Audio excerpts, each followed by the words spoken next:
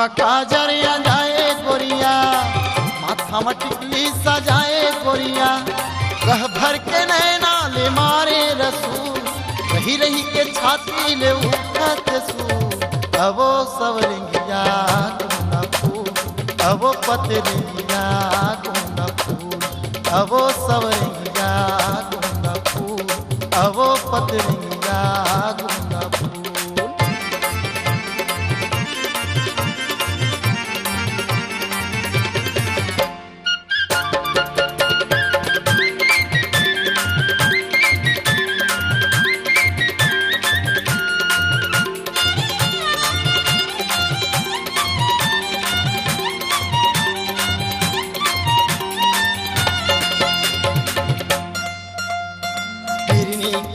आहे मेरी कसाखी, मखमल के फूल खाहे साड़ी सोन पाखी, देव सही गा सुरहावे लाला, परत बत्तीसी करे बारहा।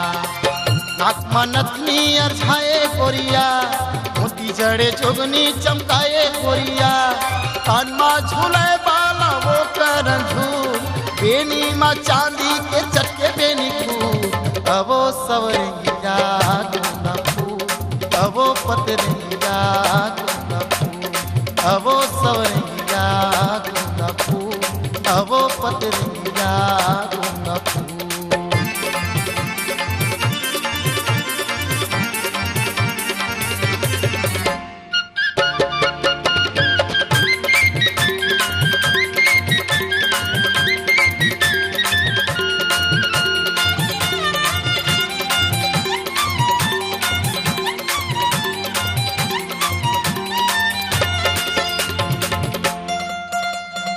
आगी लगावत है जो धधका जवानी, देखुया के मगल आ जाते पानी, दे देते दो दिन भर माया उठा, ले लेते गल में हाथोला फूटा।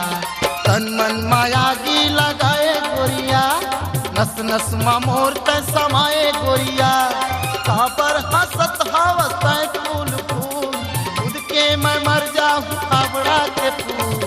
अबो सवरंगिया गुना फूल, अबो पतरिया गुना फूल, अबो सवरंगिया गुना फूल, अबो पतरिया गुना फूल। आँखी में काजर जाए गोरिया, माथा में टिकली सजाए गोरिया, कह भर के नैना ले मारे रसूल, रही रही के छाती ले उठत सूल। अबो सवरंगिया गुना फूल, अबो पतरिया गुना फूल, अबो सवरंगिया गुना फूल, अबो पतरिया गुना फूल।